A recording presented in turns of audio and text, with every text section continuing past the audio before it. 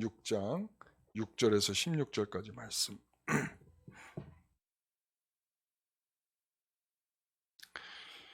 마태복음 26장 6절에서 16절까지 말씀. 제가 봉독하겠습니다. 우리 성도들께서는 같이 따라 읽어주시기 바랍니다. 예수께서 베다니 나병 환자 시몬의 집에 계실 때에 한 여자가 매우 귀한 향유 한 옥합을 가지고 나와서 식사하시는 예수의 머리에 부으니 제자들이 보고 분개하여 이르되 무슨 의도로 이것을 허비하느냐, 이것을 비싼 값에 팔아 가난한 자들에게 줄 수 있었겠도다 하거늘 예수께서 아시고 그들에게 이르시되 너희가 어찌하여 이 여자를 괴롭게 하느냐, 그가 내게 좋은 일을 하였느니라. 가난한 자들은 항상 너희와 함께 있거니와 나는 항상 함께 있지 아니하니라. 이 여자가 내 몸에 이 향유를 부은 것은 내 장례를 위하여 함이니라. 내가 진실로 너에게 이르노니 온 천하에 어디서든지 이 복음이 전파되는 곳에서는 이 여자가 행한 일도 말하여 그를 기억하리라 하시니라. 그때에 12 중에 하나인 가룟 유다라 하는 자가 대제사장들에게 가서 말하되 내가 예수를 너희에게 넘겨주리니 얼마나 주려느냐 하니 그들이 은 30을 달아 주거늘 그가 그때부터 예수를 넘겨줄 기회를 찾더라. 아멘. 주보와 좀 제목이 좀 바뀌었습니다. 우리 헌신과 배신, 우리 상반된 주님에 대한 태도라는 제목으로 말씀을 함께 나누겠습니다. 마태는 이 두 가지의 지금 사건을 하나로 이렇게 묶어서 소개를 하고 있습니다. 이 첫 번째 사건은 예수님이 베다니의 그 시몬의 집에 계실 때에 식사하고 계시는데 한 여인이 와서 예수님의 머리에 향유를 붓는 그런 사건이고요. 또 하나의 사건은 은 30에 예수님을 팔겠다고 대제사장의 집에 가서 그 돈을 받고 예수님을 팔려는 그러한 의도를 보이고 있는 가룟 유다의 모습입니다. 이 두 가지의 사건은 왜 이렇게 나란히 있게 되었을까?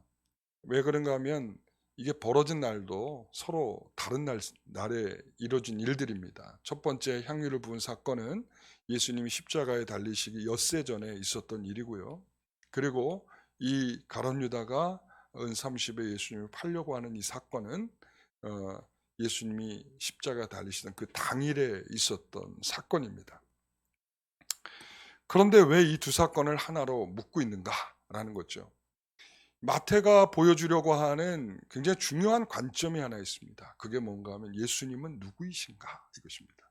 예수님은 누구이신가 라고 하는 것을 이 마태는 이 그런 관점 속에서 소개를 하고 있습니다. 이 두 사건에서 예수님을 누구로 보고 있는가를 우리는 먼저 생각해야 합니다. 이 두 사건이 왜 이렇게 나란히 소개되고 있느냐라고 하는 것은 예수님을 과연 누구로 보며 그 예수님을 누구로 보는 그 관점에서 그들이 나오는 그러한 반응은 무엇인가라고 하는 것입니다. 그래서 너는 예수님을 누구로 보고 어떻게 반응을 하려고 하느냐라고 질문을 하고 있는 거죠. 우리 26장 2절의 말씀을 한번 먼저 봐야 될 텐데요. 너희가 아는 바와 같이 이틀이 지나면 유월절이라 인자가 십자가에 못 박히기 위하여 팔리리라 하시더라.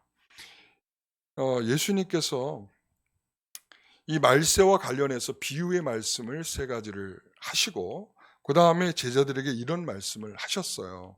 너희가 아는 바와 같이 이틀 지나면 유월절인데 내가 이제 팔리게 될 거다라고 이야기를 하시는 겁니다.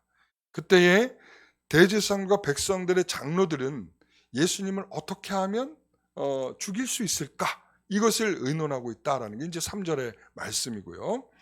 자, 이렇습니다. 예수님은 자신이 십자가에 못 박혀 죽으실 것을 말씀하고 있어요.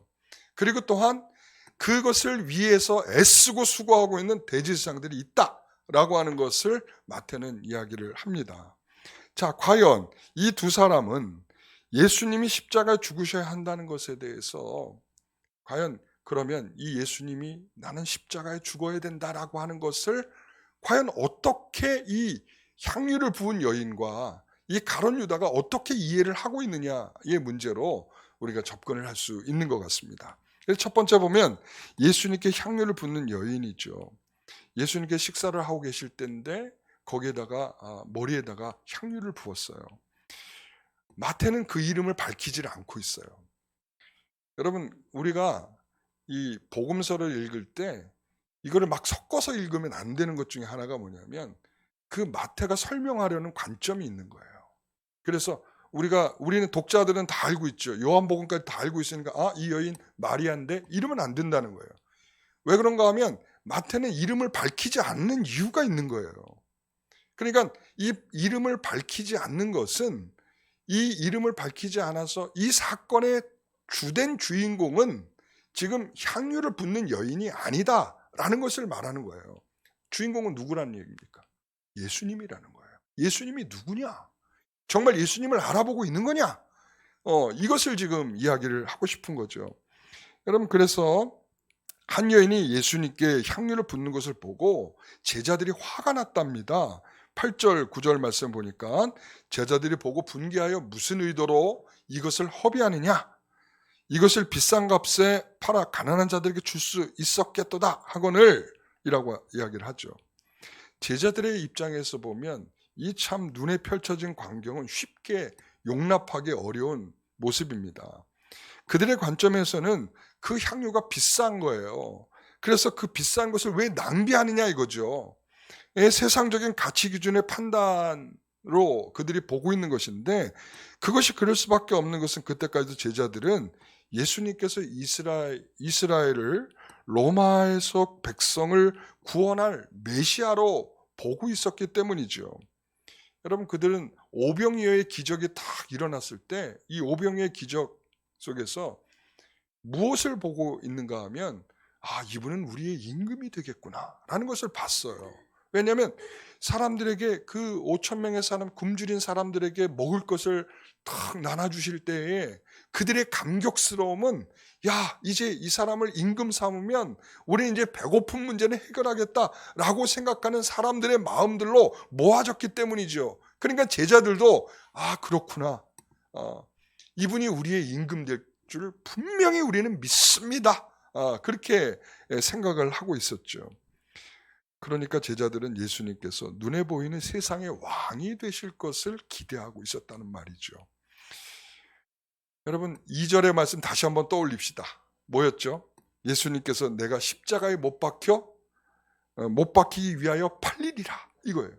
그러니까 지금 예수님께서 십자가에 못 박혀야 된다라는 이것에 대해서 그들은 여전히 생각할 줄 모르고 있다는 것이죠. 전혀 그들은 듣고 있지 않다는 말입니다. 그런 제자들의 관점과는 달리 이 향유를 부은 여인은 진심이었다는 것입니다. 무엇의 진심인가? 이 십자가를 지실 예수님에 대한 이해에 대하여, 그게 뭔지는 모르는데 예수님이 죽으셔야 한다는 그것을 되게 존중하고 있다라는 것이죠. 여러분, 그래서 예수님은 그 여인의 일을 이렇게 평가하고 있어요. 10절에 보니까 좋은 일이다 이렇게 얘기를 하고 있고, 12절에 보니까 내 장래를 위하여 함이니라 이렇게 이야기를 했고, 13절에 보니까 이 복음이 전파되는 곳에서는 이 여자가 행한 일도 말하여 그를 기억하리라 이랬습니다. 여러분, 이것은 예수님께서 진심으로 향유를 부어 헌신의 마음을, 지금 이 헌신의 마음을 표현한 이 여인을 예수님께서는 칭찬해주고 있는 거예요. 이거 좋은 일이다. 좋은 일이다. 이것은 가난한 자를 위하여 애쓰고 힘쓰는 것보다 더 중요한 일이다. 여러분, 우리가 예수님을 믿는다는 것은 무엇을 믿는 것입니까? 이렇게 물어보면 우리는 주저없이 말해야 될 것이 바로 예수님께서 십자가를 지신 것입니다. 이것입니다. 우리가 예수님을 믿는다는 것은 우리가 무엇을 바라고 원하고 소원하는 것을 이루기 위함이 아니라, 바로 예수님을 믿는다는 것은, 우리가 예수님을 안다는 것은 그분이 십자가에서 죽으신, 그런 우리를 위하여 죽으신 그분이라는 것을 우리가 아는 것입니다. 그래서 좋은 일이라는 거죠. 가난한 사람을 위해서는 너희가 언제라도 도울 수 있다. 그러나 이것을 위해서는 아무 때나 할 수 있는 일이 아니다 라는 말이죠. 그래서 내 장래를 위하여 라고 하는 것은 예수님의 죽음을 준비하는 일이었다는 것인데, 여러분 아시잖아요. 예수님께서 내가 죽어야 하리라 얼마나 강조하셨어요. 나는 죽어야 할 것이고 3일 만에 부활해야 된다. 이 말을 얼마나 많이 강조하셨어요. 그럴 때마다 제자들이 보여준 반응은 뭡니까? 그럴 일은 없습니다. 그래서는 안 됩니다. 이렇게 이야기를 한다는 거죠. 그러니까 주님께서 왜 죽어야 하시는지에 대한 이해가 없는 이 제자들은, 그것을 알지 못하는 제자들은 늘 다른 대답을 하고 있는 거예요. 그에 반해 이 여인은 예수님의 죽으심을 내다보며 그 일을 준비하고 있는 일이었다라고 예수님이 칭찬했다는 거죠. 그래서 복음이 선포되는 곳에서는 이 여인이 행한 일이 그리고 이 행한 일이 동일하게 전파될 것이다 이렇게 말하는 거죠. 이 복음은 뭐겠어요? 하나님의 나라에 대한 것이겠지만 또한 무엇까지 포함하는 게 있겠어요? 예수께서 우리를 위해서 십자가에 죽으셨다 라고 하는 것을 이야기할 때마다 이 여인이 예수님께 머리에 기름을 부어서 예수님께서 장사 되실 것을 준비한 아름다운 헌신의 여인이 있었다라고 이렇게 드러나게 될 거라는 것이죠. 여러분 그렇습니다. 예수님은 자신을 그리스도라고 알아보고 그 죽음을 준비하며 거룩한 낭비, 어떤 신학자 그렇게 표현하더라고요. 제가 따와봤어요. 거룩한 낭비. 이 거룩한 낭비를 하는 이 여인의 반응을 칭찬해주고 있는 것이다. 이렇게 말씀드릴 수 있는 것입니다. 이 여인의 반응은 어떤 것이었습니까? 예수는 그리스도이시다 라는 거예요. 기름을 부었어요. 기름을 붓는다는 거에서 뭐를 상징하겠어요? 그분이 그리스도이심을 표현하고 있는 것이죠. 자, 두 번째는 은 30에 예수님을 팔겠다는 가론 유다입니다. 우리 14절, 15절 말씀을 함께 읽어봅니다. 그때 12 중에 하나인 가론 유다라 하는 자가 대제사장들에게 가서 말하되 내가 예수를 너희에게 넘겨주리니 얼마나 주려느냐 하니 그들이 은 30을 달아 주거늘. 제자들은 여인의 반응에 화가 났습니다. 그런 여인을 칭찬하는 예수님에 대해서도 화가 난 것입니다. 그들은 6월절을 맞아 이제 예루살렘에 입성하면 당시 타락한 이 타락한 사람들을, 타락한 일들을 다 바로잡을 것을 꿈꿨단 말이죠. 그리고 로마의 속국인 이 이스라엘을 해방시킬 수 있다라고 믿고 있었던 것입니다. 여러분 그 증거 중에 하나가 뭐냐면 베세다의 그 베드로가 겟세마네 동산에 가서 기도한 이후에 예수님이 체포될 당시에 그 누가복음에 나오는 말고라고 하는 사람의 귀를 탁 자르잖아요. 그렇죠? 그때 그 품에 품고 있었던 게 뭡니까? 칼이죠. 그가 왜 칼을 품고 있었을까요?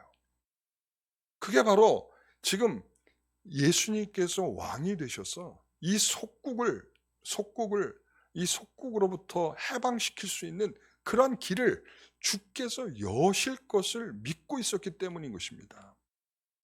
여러분, 야고보와 요한의 모친은 예수님이 왕이 되면 높은 자리에 우리 두 아들을 좀 앉혀주십시오라고 간청했던 여인이었습니다. 여러분, 이게 뭘 말하는 것이겠습니까? 그런 기대감 속에 제자들이 있었다는 거예요. 베드로도 그렇고, 그리고 또한 이 야고보, 요한도 그렇고, 그리고 또한 그 중에 가장 대표적으로 이러한 마음에 집중되어 있던 사람이 누구인가 하면 그게 바로 가룟 유다였다. 지금 그 말을 하고 있는 것입니다. 그런데 그런 제자들의 기대감과 달리 예수님은 죽으러 가겠다고 하시는 거예요. 그리고 예수님은 그렇게 죽어야 한다라고 하면서, 그리고 여인은 그런 예수님의 머리에 기름을 붓는 것입니다. 예수님은 그런 여인을 칭찬하며 그런 그 여인의 일이 온 세상에 복음이 전파될 때에 기억될 것이라고 말하고 있는 것입니다. 가룟 유다는 정말 돌아버릴 지경인 것이죠. 지금까지 보여주던 예수님의 모습은 가룟 유다의 생각과는 너무 다른 모습인 거예요. 바로 그런 관점으로 보면 이 여인의 일은 기가 찬 것이죠. 세상의 관점으로 보면 예수님은 죽으면 안 되시는 분이에요. 장례를 위하여 무엇을 한다는 것도 가당치 않은 일이죠. 더욱이 그것을 위하여 가난한 사람을 도울 수 있는 큰 재물을 그렇게 허비한다는 것도 용납할 수 없는 일이죠. 가룟 유다는 예수님께서 왕이 되고 기적을 동원해서 그들이 원하는 대로 가난한 사람을 돕고 배고픈 사람에게 먹을 것을 주고 병든 사람을 고치고 그들의 필요에 따라서 주셔야 하는데, 아니 예수님이 죽으시다니요. 그들은 용납할 수가 없는 것이었습니다. 이 가룟 유다는 성공주의에 빠져 있는 것입니다. 성공주의에 빠져 있는 것입니다. 세상에서 성공하는 것이 하나님께 영광이다라고 말하는 것이죠. 여러분, 예수님께서 왜 무력으로 이 세상을 눌러버리지 않으셨을까요? 왜 천군과 천사를 동원해서 왜 이 세상의 악한 것들을 다 꺾어내지 않으셨을까요? 여러분, 예수님께서는 이 십자가라고 하는 방식을 우리에게 기독교적인 대표적인 그런 표상으로 우리에게 주신 겁니다. 이 기독교의 표상은 뭐라고요? 십자가라는 거예요. 세상에서 우리가 성공하지 못해도 그 성공하지 못한 그 일이 우리에겐 하나님께서 영광으로 받으실 수 있다라는 것을 말씀하고 있는 거예요. 그러니까 세상에서 하나님 우리에게 이렇게 하실 겁니까? 예수님 우리에게 이렇게 정말 하실 겁니까? 왜 죽으시는 겁니까? 왜 죽으시는 걸 통해서 왜 우리에게 이렇게 고통을 주시는 겁니까? 라고 그들이 지금 항의하고 있는 것은 세상에서 성공하는 것이 하나님께 영광이 된다는 그런 생각에 빠져 있기 때문입니다. 여러분, 이것은 기독교의 가치관과는 전혀 다른 것입니다. 여러분, 그래서 우리가 그러잖아요. 좋은 대학 가서 좋은 직장에 취직해서 승진 탁탁하고 사업하면 딱 잘 되고 우리는 이럴 때 하나님의 은혜라고 생각을 하죠. 물론 그것이 은혜일 수 있습니다. 왜 그러면 하나님께서 우리에게 은혜를 주실 때에 그런 부스러기처럼 주시는 은혜가 분명히 있습니다. 그런데 이것을 마치 기정사실인 것처럼 여기는 이 가룟 유다의 생각은 아니라는 것이죠. 왜 예수님 그런 방식이어야 합니까라고 지금 항의하고 있는 것입니다. 여러분, 기독교 관점은 예수님께서 그리스도가 되시고 죽는 것입니다. 그리스도가 되시고 죽는 것입니다. 예수님께서 그리스도이신 것은 이 땅의 왕이 되시기 위해서 오신 것이 아닙니다. 예수님은 모든 인생에 가진 죄로 인해 죽을 자신을 보도록 십자가에서 죽으신 것입니다. 가룟 유다는 그런 죽음을 제시하는 예수님이 싫었던 것이고 화가 난 것입니다. 요한복음 12장 6절에 가서 보게 되면 이 가룟 유다에 대해서 이런 표현이 나와요. 이렇게 말하면 가난한 자들을 생각함이 아니요 그는 도둑이라 돈꾀를 맞고 거기 넣는 것을 훔쳐감이라. 요한복음에 보면은 그 마태복음에서는 그랬어요. 뭐라고 그러냐면 제자들이 이랬다고 말하고 있어요. 제자들이. 그런데 요한복음에서 가면 가룟 유다가 왜 그것을 300데나리온이나 되는 것이나 그것이 300데나리온이나 되는데 그것을 팔아서 가난한 자에게 주면 좋지 않았겠느냐라고 말하던 자가 누군가 하면 그게 가룟 유다라는 거예요. 요한복음에서는. 그러면서 여기에 이 요한의 평가는 뭐냐면 이렇게 말하면 가난한 자들을 위함이 아니라 그는 도둑이라 돈꾀를 맡고 있고 거기 넣는 것을 훔쳐가는 사람이기 때문에 그것을 거기에 그 돈꾀에 돈이 많이 들어가는 것이 결국 뭐냐면 자기가 돈을 빼낼 수 있는 가능성이 높아지니까 그러므로 이제 돈에 대한 욕심 때문에 그는 그렇게 얘기한 것이다라고 말하는 것입니다. 이 가룟 유다는 돈꾀를 맡고 있는데 거기에 있는 돈을 훔쳐가는 자라고 말하고 있어요. 다시 말하면 그는 돈 욕심이 많은 사람이었다. 그 돈 때문에 예수님을 판 것이라고 요한은 정의를 해주고 있는 거예요. 그러나 마태복음에서는 그렇게 말하고 있지 않는 거예요. 향유의 가격도 말하지 않아요. 300데나리온 말하고 있지 않아요. 그 가격이 얼마인지 언급하고 있지 않아요. 그리고 제자들이 그것을 보고 라고 말하고, 가룟 유다가 아니에요. 이 제자들이 그걸 보고 가난한 자에게 줄 수 없었느냐라고 말했다는 거예요. 이어서 가룟 유다가 대제사장들에 가서 은밀히 넘길 것을 말했다고 합니다. 그것은 다시 말하면 돈 문제가 아니었다는 것을 말하고 있는 것입니다. 돈 문제가 아니었다. 은 30을 받았잖아요. 이렇게 물을 거 아니겠습니까? 은 30 받은 것은 그 돈 문제 아닙니까? 라고 말할 수 있는데, 여러분, 은 30이라고 하는 것은 학자들이 여러 가지 이제 계산법이 있는데, 이제 이것을 한 세겔로, 은 하나가 한 세겔로 계산을 하는 경우들이 많아요. 다시 말하 그러면 몇 세겔이에요? 30세겔이죠. 이 30세겔이 어느 정도의 돈인가 하면 이런 정도의 돈인 거예요. 소가 이 종을 들이받아서 죽었을 때 그 종에 대한 대가로 얼마를 좀 30세겔을 줘요.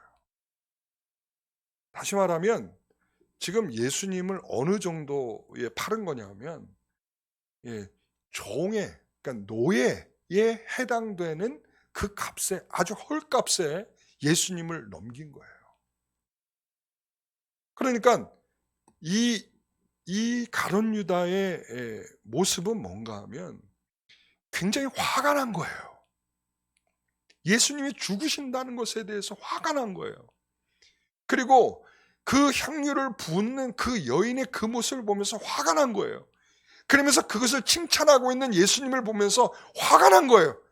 그래서 은 30에 예수님을 팔아 버리겠다는 그런 생각을 하는 거죠. 이것은 왜 그렇습니까? 예수님에 대한 절망과 그리고 배신감에 대한 행동의 반응이라, 이렇게 말할 수 있는 것입니다. 여러분, 가룟 유다에게는 예수님이 십자가에서 죽는다는 것이 싫다는 것입니다. 우리가 모든 것을 버리고 3년이나 따라왔는데 그럼 우리는 보상을 어디 가서 받습니까? 라는 거죠. 여러분, 가룟 유다가 이 은 30을 받아가지고 결과적으로는 어떻게 됐습니까? 어떻게 돼요? 은 30을 다시 들고 가죠. 대제사장 다시 들고 갑니다. 나 이거 다시 돌려주겠다 라고 했는데, 내가 이렇게 그 피값으로 이것을 내가 받을 수 없다 라고 이야기를 하죠. 그랬을 때 이건 이제 네 일이야. 대제사장 이야기, 이게 네 일이야.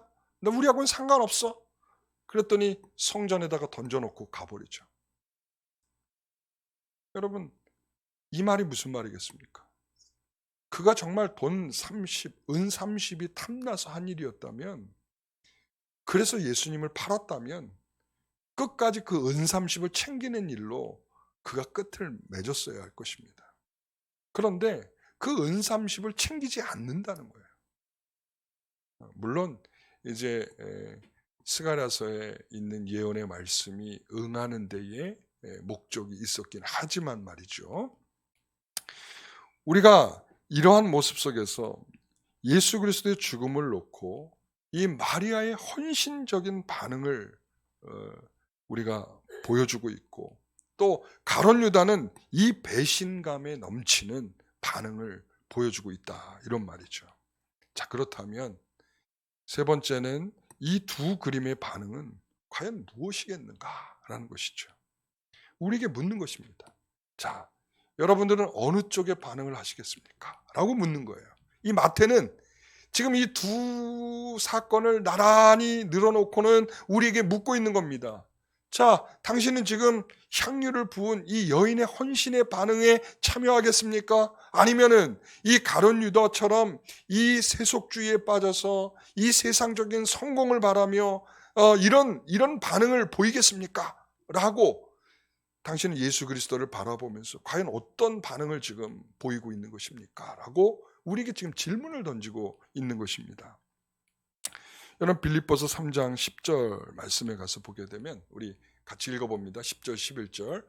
내가 그리스도와 그 부활의 권능과 그 고난의 참여함을 알고자 하여 그의 죽으심을 본받아 어떻게 해서든지 죽은 자 가운데서 부활에 이르려 하노니. 지금 사도 바울은 자기의 정체성에 대해서 이야기를 하면서 죽은 자 가운데서 부활에 이르려는 사람, 자기를 가리켜 죽은 자 가운데서 부활에 이르려는 사람이다, 이렇게 지금 표현하고 있어요. 그러니까 죽음과 부활을 함께 지금 묶어놓고 있다는 거예요. 죽음과 함께. 그러니까 죽음은 결과적으로 부활을 생각하게 한다는 거예요. 신자들은 죽는 것으로 끝나는 것이 아니라 우리에게는 부활이라고 하는 영광스러움이 기다리고 있다는 것이죠. 그러니까 예수님이 죽으심이라고 하는 것은 죽음으로 끝나는 것이 아니란 얘기예요. 부활에 대한 우리에게 영광스러움을 열어주신 분이거든요. 여러분, 그래서 우리는 이 두 개의 영역 속에 살아가고 있는 사람들이에요. 뭐냐면 첫째는 애굽의 영역에 살고 있는 사람이에요. 애굽이라고 하는 것은 죄와 사망에 있는 영역. 또 두 번째 영역은 뭐냐면 가나안의 영역이에요. 거룩함으로써 그리스도께서 왕 노릇하시는 영역이에요. 그러니까 우리는 이 죄와 사망의 영역에서 태어나서 본질상 이 죄와 사망에 익숙한 자들이에요. 우리 원래 거기에서 태어난 사람들. 그런데 그런 우리가 죄와 사망의 영역에서 벗어나는 것은 어떤 방법밖에 없는가 하면 그리스도와 함께 죽는 것 외에는 거기서 벗어날 수 있는 방법이 없다는 것입니다. 그래서 애굽에서 이스라엘이 탈출할 때 마지막 재앙이 뭐였어요? 장자의 재앙이죠. 장자의 재앙은 어린 양을 죽여서 그 피를 그 문설주와 임방에 바르는 것입니다. 그러면 이제 그 죽음의 사자가 그 죽을 일로부터 넘어가 버리는 일을 하는 것이죠. 자, 그 일을 지나야 애굽으로부터 탈출하게 되는 것입니다. 애굽으로부터 탈출은 바로 예수 그리스도의 죽음을 상징하는 어린 양의 죽으심에, 그 유월절의 어린 양의 죽으심에 의미가 있는 것이죠. 그러니까 그 죽음이 없이는 그들에게 있어서는 다시 가나안으로 갈 수 있는 길이 없다는 것을 말하는 것입니다. 우리가 예수 믿는 선언을 하려면 죄와 사망으로부터 벗어나야 하는 것입니다. 그것은 그리스도의 십자가 외에는 다른 것은 없다는 말이죠. 우리가 그리스도의 십자가를 소중히 여기는 오늘 이 향유를 부은 여인의 입장에 서야 하는 이유가 바로 그것입니다. 죄에서 벗어나 거룩한 영역을 생각할 줄 아는 것입니다. 바로 예수님이 죽으셔야만 우리가 그 거룩한 영역으로 갈 수 있다라고 하는 그런 믿음이 있는 것이죠. 그러니까 이 믿음이 없이는 죽음을 생각할 수가 없는 거예요. 여러분, 그래서 이 가룟 유다의 입장에서 있다면 종교란 이 세상에서 자신의 소원을 이루는 것으로 이해하는 것이죠. 일반적인 종교관이에요. 뭐냐면 우리가 종교를 왜 믿냐?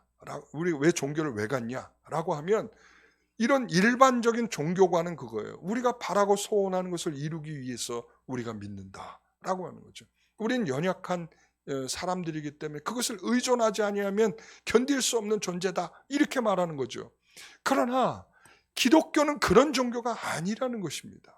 무언것을 바라고 무언것을 소원하고 무언것을 갖기를 원하는 것을 위하여 기도하기 위한 종교가 아니라 그분이 죽음과 함께 우리가 죽어야, 그래야 영원한 우리를 그리스도께서 우리에게 왕이 되시는 영역 속에 우리를 살아갈 수 있도록 우리를 이끌어 가시게 된다는 겁니다.